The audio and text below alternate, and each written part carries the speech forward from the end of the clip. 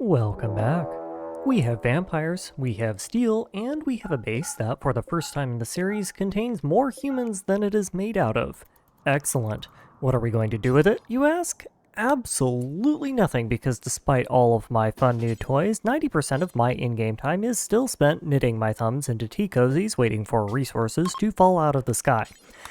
Now, I do have a solution to this. It's not a good solution by any definition of the term, but it is a solution, which makes it roughly infinitely better than anything else I have. So once I have enough steel, we're going to be leaning into it. Full stop, all brakes, no gas. Which, if you think about it, is just an oxymoron cosplaying as a metaphor, but I guess that's just the English language for you. That solution is picking up litter. That's right. I plan on solving my material shortages by removing the Great Pacific Garbage Patch, one bag of trash at a time. But not to, dispose of or anything. No, that would be way too environmentally friendly for me. Instead, what we're going to do is pack it up and ship it to our friendly neighborhood hostile Neanderthal colony and make them deal with it. Colonies in Rimworld tend to not like having toxic waste dropped on their heads, and depending on the tech level of the colony you send it to, their response to this varies. Sometimes they'll ship it right back to you in a drop pod, sometimes they'll raid you, and sometimes they just send you the Rimworld equivalent of a strongly worded letter. Neanderthals, however, are dumb and don't have drop pods, leaving them with only one retaliatory option: raiding us. With a bunch of big, slow, dumb pawns that can barely swim and are generally equipped with melee weapons made out of steel and bodies made out of chem fuel and dusters. Oh, Rimworld, don't you know not to threaten me with a good time? Or, at least, this is supposed to anger them and make them raid me. Perhaps they just need another delivery, because these fellas seem to have not gotten the hint with the first one. Or the second one, for that matter. At this rate, I'm just deleting my toxic waste at the cost of some steel. Let's get a move on, fellas. I have stuff to do. Also, congratulations, Torin and Chalky, on your budding new relationship. I'm sure you will be very happy if we could all stop beating the living daylights out of each other because we're vampires. Please and thank you. Excellent. There we go. I guess it just took a while for them to swim on up here. Hello, friends. How's it going? How's the base? Polluted? Wow. So sad. Anyway, while you're here, can I borrow some flesh? Please. And also, all of your weapons, which barely even pay the steel bill for the drop pods. So, some wood shopping to do on that plan, methinks, or I just need to farm out bigger raids. Regardless, safety's off, ladies and gents. It's time to do us some high-caliber farming operations on the local wildlife. Beep boop, tally ho, don't bother waiting on the whites of their eyes. There's enough of them that you couldn't miss if you tried. Just spray, don't pray, because the only gods we need here are the twins Smith and Weston, and believe you me, they have heard our supplications and are more than happy to riddle my enemies with holy vengeance. Blah-de-blah-de-blah-de-blah. So yeah, we mop them up with no issues. They had 2 bows in the entire raid. Moving on. In addition to raid farming, we also have the option of taking the fight to our enemies and playing it being a mercenary with relatively predictable results. Even without the advantage of our relative hypermobility, 2 level 15 shooters with free infinite jump packs are an overwhelmingly insurmountable force for sick hopped-up monkeys with sticks, and while the rewards for this leave something to be desired, because I got some silver and a recon helmet, as an example, it gives me a chance to scrape together some free steel and food off of other map tiles.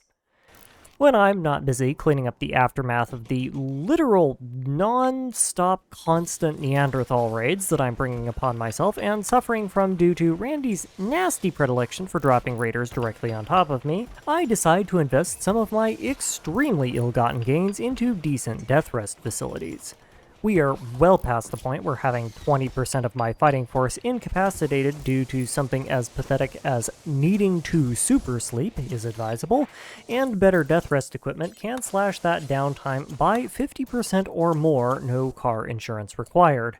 The setups do, unfortunately, suck power harder than a vacuum in a straw factory and cost almost 1,000 steel to put together per person, but, well, that's what raiders are for. And naturally, because we can't have nice things, Goose's first proper death rest is then interrupted halfway through by a bunch of drop pods landing on his face and filling his death breath chamber with Colossus Toad mead, which is a sentence that definitely makes sense and is a sane and normal thing to be saying on the public platform known as YouTube. I really love this game. Have I mentioned that? One of the side effects of starting to expand my colony without immediately building out structures on top of it is that we are also now eligible for things like ship drop raids in addition to the usual nonsense with weirdly destructive drop pods sniping critical infrastructure.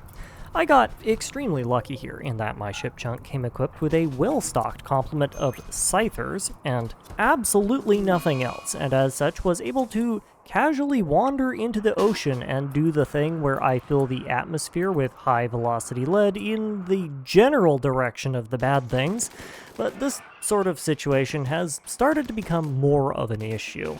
So much so that I am very soon going to have to make a dedicated landing zone for raids like this, just to keep them out of my bedrooms. We've also run into the curious conundrum of somehow not having enough pollution on the map to keep the Neanderthals attacking, which, of all the issues I thought I would have to solve in this playthrough, is not one that I expected to run across. Toxifier generators will solve this quite handily, of course, and I plan on getting those going once, as always, I have more resources for them, but in the meantime, I'm almost out of polluted ocean to throw in the general direction of the free meat sacks.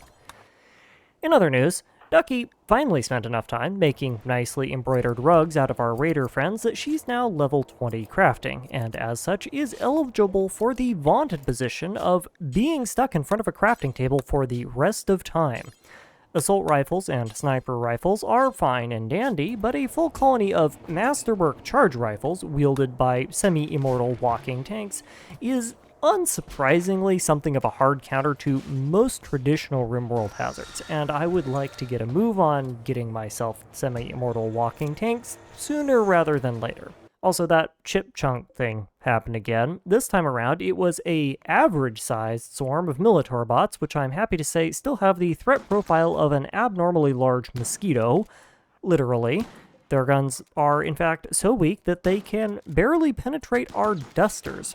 That said, there is around 3 million of them, and they are a pain in the butt to hit, so this was mildly annoying. We also lucked into an enormous raid of imps that were suspiciously motivated in chasing down this one random 8-year-old ascetic child. Okay. Obviously, I don't care about the child here because kind of the whole point of the playthrough is that Ducky and Goose are going to handle that whole child thing for us, but I will absolutely take the free imps because I've been really needing some snackies here on the island, and it's about time that I start building out my gene libraries. They also keep insisting on attacking me with a bunch of flame bows, which is one of those things that sounds like a great idea on paper, because, you know, vampires, but doesn't work in reality because we're all standing on water tiles and as such are functionally invulnerable to anything that they can throw at us. My next project is power. Veterans of my previous Rimworld series will recognize this little structure I built here as a variant of the stupidly overpowered heat deletion setup I used to cool down raid boxes, though in this case I've sacrificed quite a lot of its strength for a bit more space efficiency, and also the useful property of not making my freezer cold enough to start forming Bose-Einstein condensate in the nutrient paste dispensers. Naturally, this is also where I will stick my tox generators, because combining pollution-causing heavy machinery and all of your colony's food supply is an excellent idea that has no downsides or potential health ramifications whatsoever. And speaking of potential health ramifications, we finally have enough steel to start actually playing with biotech a bit, albeit in a extremely limited capacity. The big flagship features of biotech is that it allows you to customize something called a xenogerm, which is basically the genetic equivalent of a talent tree. This lets you slap together positive and negative genes in roughly equal proportions to give pawns skills and abilities that they wouldn't otherwise have, to the detriment of others. Sanguophages are a rather extreme example of how this works, and in exchange for being a classic teen-lit take on a vampire, they need to drink hemogen, suffer in the sun, fear fire, etc., etc., etc. Now, before we make these xenogerms, we first need to collect the genes, though thankfully the boots with the fur are entirely optional, as pawns in Rimworld do not wear shoes. This can be done either by buying them, proving that pay-to-win is a successful strategy no matter where you are, but this is slow RNG dependent and annoying. Or alternatively, you could suck them out of pawns using a gene extractor, which is also slow RNG dependent and annoying. Excellent. Case in point here, Porg, rather than give us anything useful, just gave us the pig ears gene. This gene is entirely cosmetic and has no effect other than giving pawns pig ears, and unless we want to unalive her, we will have to wait another 18 days before trying to extract something more useful again. To make things even more annoying, you can sometimes get more than one gene in an extracted gene pack. Packs are an all-or-nothing thing when you make new genomes with them, so we can't separate out the super powerful long jump gene from the currently absolutely terrible size-sensitive one directly. Instead, we would either need to make a genome with this pack, insert it into some sacrificial prisoner or a pawn we don't care about, and extract the genes again, or try and roll with our vamps all over again, 18 days later. Naturally, all this results in something of a, well, let's call it a human resource problem, insomuch as humans are now a resource that I need a large quantity of, preferably ones with genes that I can slurp, and collecting that many humans is a problem. Conveniently, I know just how to get raids of the exact type and size that I need, all at the low cost of a single drop pod and a little bit of chem fuel, so isn't it great how all of that works out? Of course, we can't always have nice things. Case in point, this raid of mechs. In addition to the usual assortment of bog-standard trash, this mech raid has not one, not two, but 3 Diabolus-class mechanoids, a kind of robot that somehow is even more annoying to deal with than your bog-standard centipede. In addition to having enough effective HP to take an orbital bombardment to the face and ask for seconds, these suckers have not one, not two, but 3 different kinds of attacks that they can throw at you simultaneously. The first is a passive charged blaster thing with a range of a sniper rifle.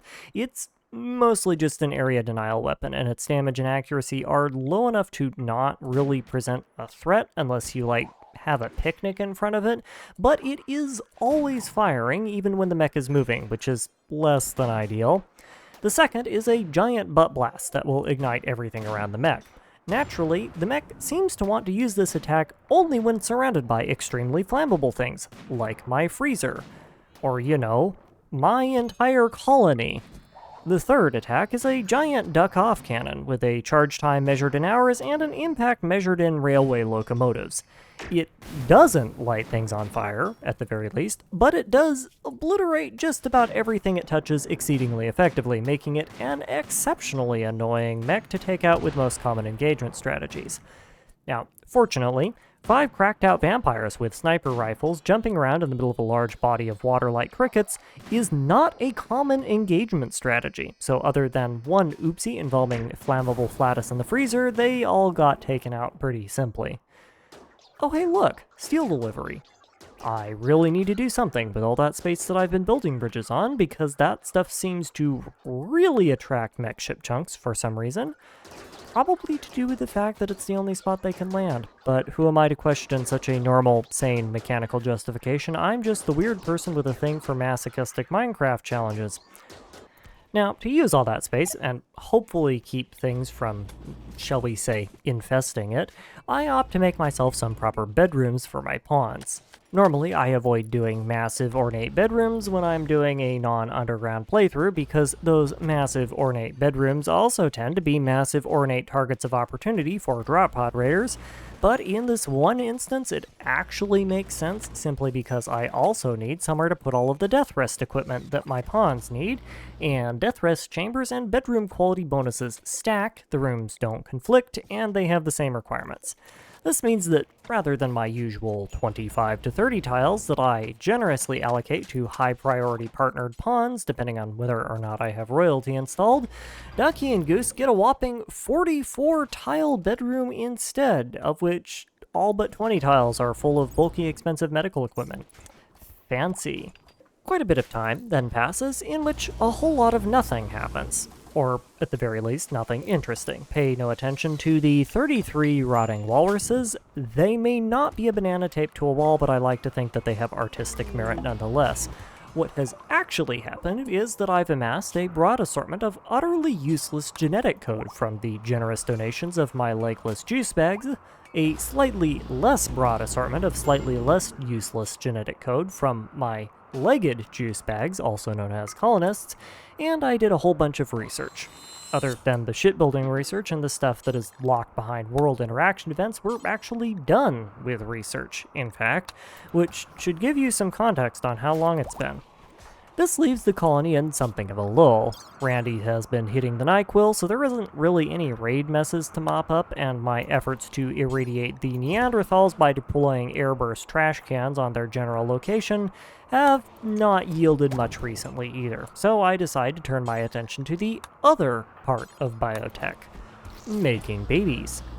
Naturally, I choose to do this in test tubes, because Ducky is one of my strongest combatants and I don't particularly want to send a pregnant mother out into an active firefight. With my tech, this is easy enough to do. All you have to do is extract an ovum with a surgical bill, fertilize the ovum with a process that, well, let's just leave it to the imagination. We then stick the fertilized ovum into a growth vat full of tasty nutrition, which I'm fairly certain in my case is a 50-50 mix of raw fish and human meat, but, you know, the vats don't mind, so whatever. And then wait. 9 days later, you get a baby. Now, babies, as opposed to nutrient vats, absolutely mind when you try to feed them a 50-50 mix of raw sushi and long pork. Babies need baby food, which for once can't be created out of raw human remains, so in order to satisfy this frankly ridiculous and immersion-breaking requirement, I crank out a few hydroponics basins and get them growing some rice. Babies don't really eat a whole lot in the grand scheme of things, so 3 of them should be more than enough. Then I get to exterminate all the thrumbos that somehow magically heard I was growing living plants in my area, for once, and decided to pay me a visit to eat me out of house and home. And then I get to capture Rifter, who decided that he wanted to become a furry and went a little bit too hard on the bit. Cool.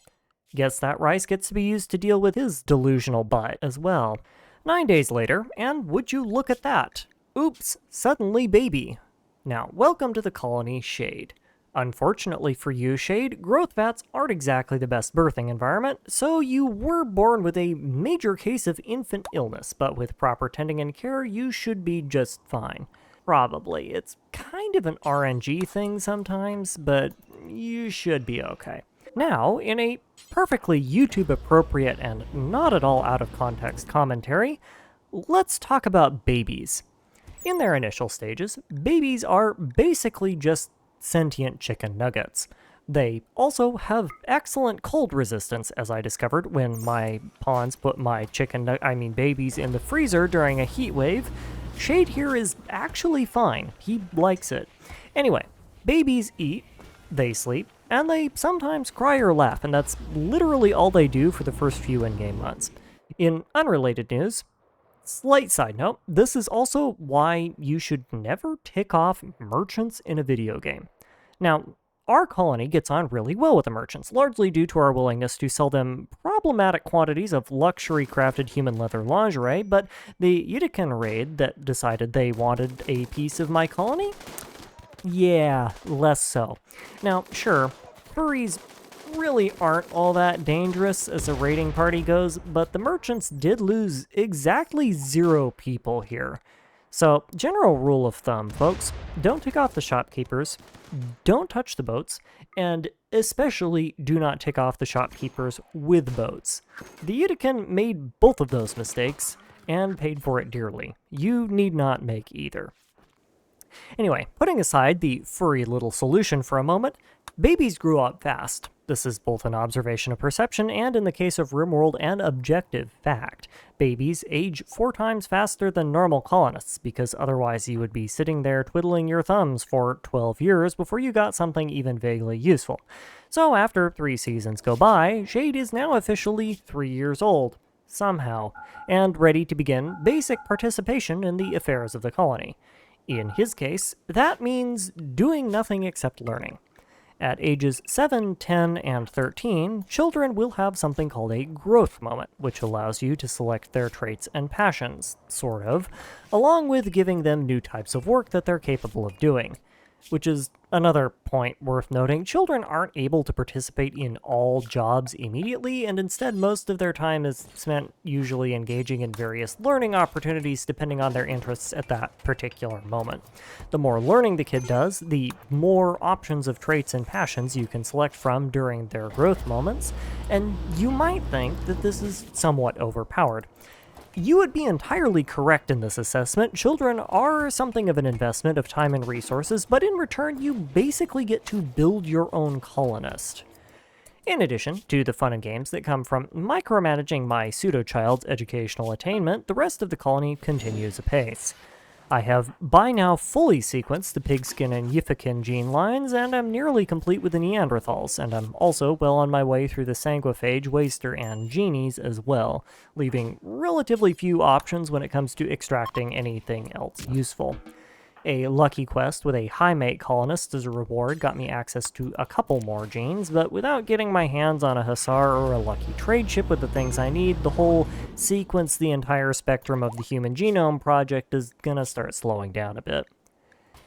As I soon discover, keeping Shade appropriately educated is quite difficult.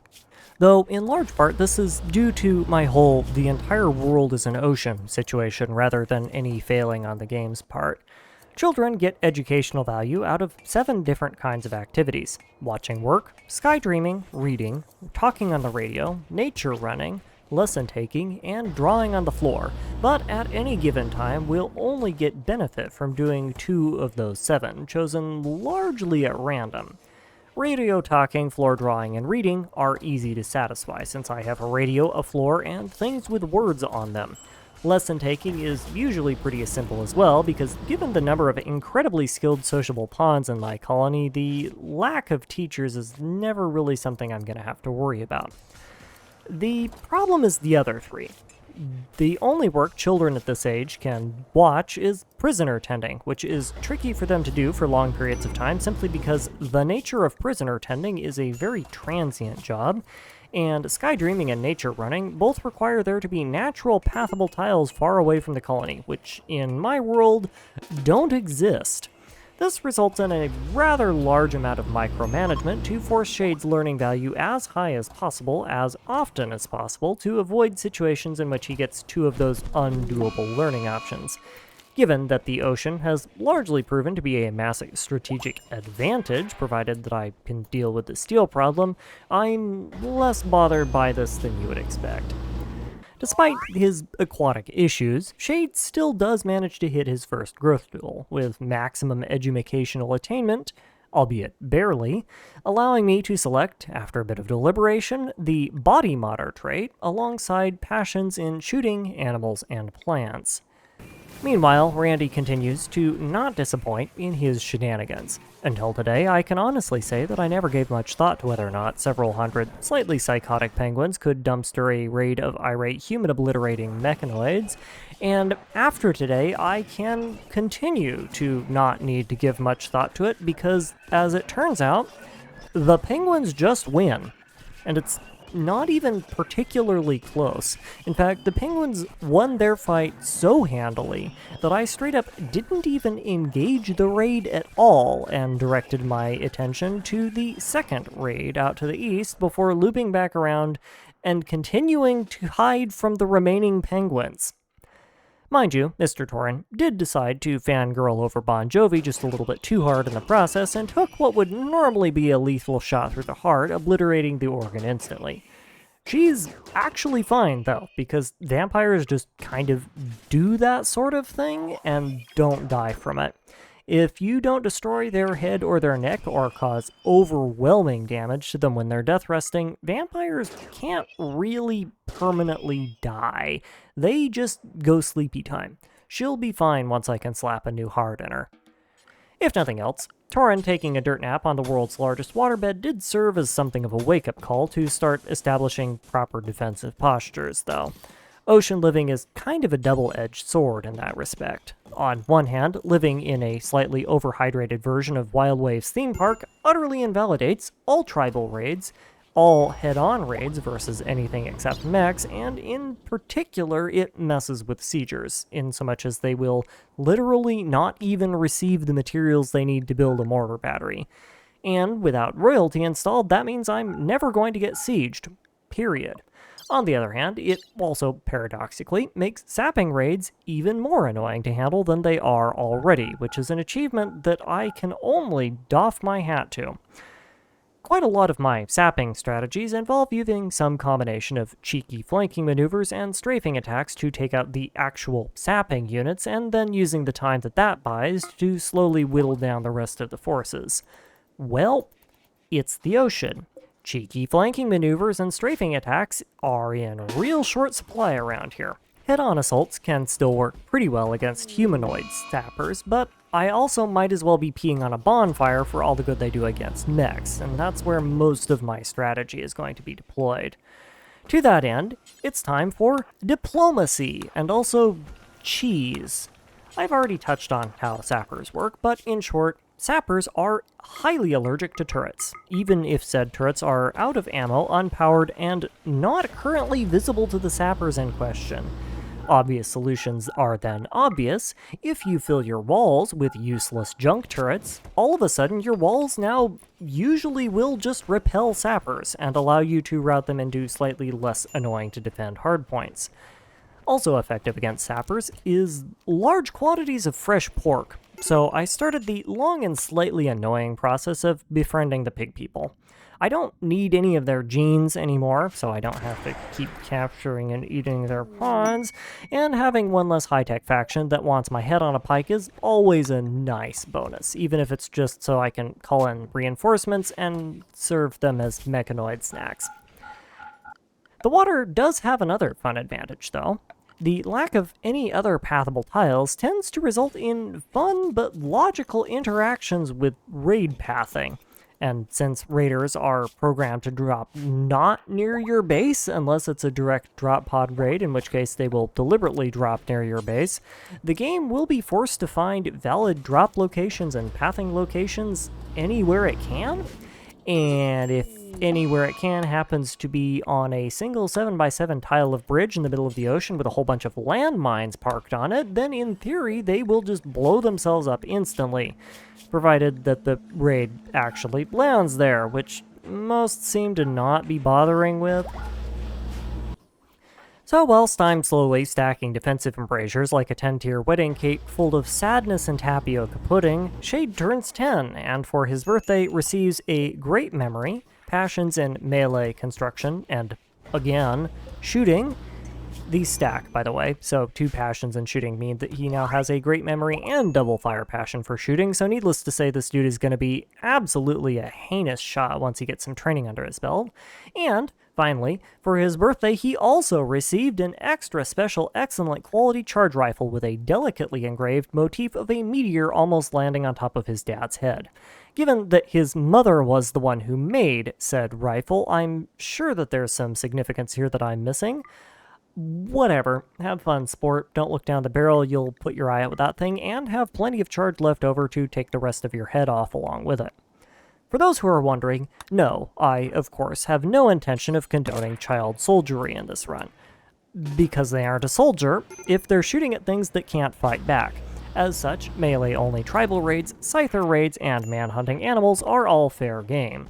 I would prefer to think of this as less equipping a child militia and more providing a teaching moment, wherein we teach the responsible handling of firearms from a young age in a safe, immersive, live-fire, and target-rich environment. Speaking of live-fire, I did find one issue with the whole surprise IED doorbell plan, and that issue is meteor impacts.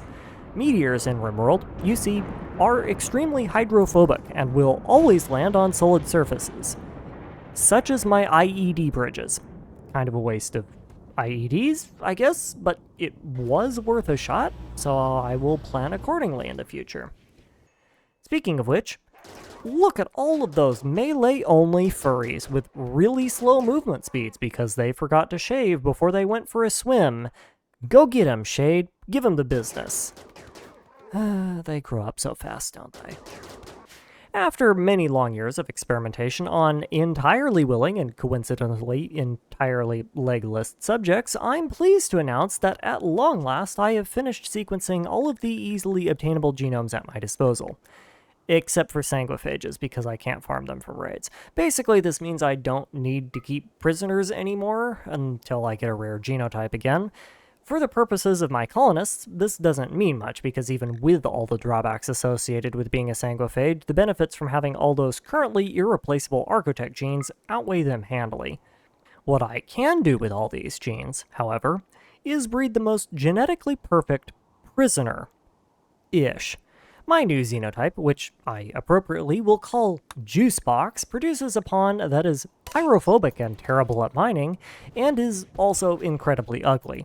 But in exchange, they can eat raw food without any penalty other than the relatively high risk of food poisoning, so we'll need to work on that later. And they have a strong immune system to help fight off all of those random illnesses that you tend to contract in my prisons for some reason.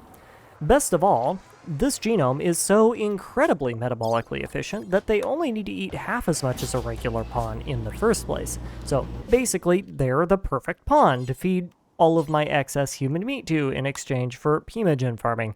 All we need to do is line up a few of them up in a closet, remove their legs, and off we go. That's my hemogen problem solved forever. As for the rest of my colonists' genomes, well, that might as well be an entirely different story in a different library hidden in a basement in a locked lavatory labeled Beware of the Leopard, because those archite genes do not come for free, and I'm not talking about the cost of purchasing them. Unlike their more plebeian cousins, archite genes, in addition to being a for-purchase only sort of thing, tend to come with, shall we say, confounding factors. Sometimes, those factors are things that are largely irrelevant, like providing cosmetic changes, or they can even be helpful. But given the high metabolic cost associated with most archite genes, those factors tend to be quite negative. Case in point, the first gene I found whilst window shopping my way across the length and breadth of the Rimworld was a gene that makes you functionally immune to all age-related conditions. It's pretty good. The catch? The gene also makes you chronically depressed, which is very, very bad. So much so that I did not even buy it because it's that bad and depression is that much of a non-starter for me. In fact, archite genes are so rare and they're so commonly contaminated with trash code that the only one I purchased from surveying half the known planet was one that grants perfect immunity to all forms of illness. It also comes with a boost to global learning, which is kind of expensive metabolically, but otherwise useful, and a tendency to produce pawns with dog ears, which is, well, it's stupid looking, honestly, but other than that, it's completely harmless, and they're covered up by a helmet, so we'll roll with it. We now have like 6 other genes to collect, by the way. This is going to take a bit. And speaking of taking a bit, why look at that, Shade is all grown up and ready to become a fully functioning member of the colony. As before, I maxed out his learning, but this time around the trait selection I had to work with is not horrible, it's just not great either.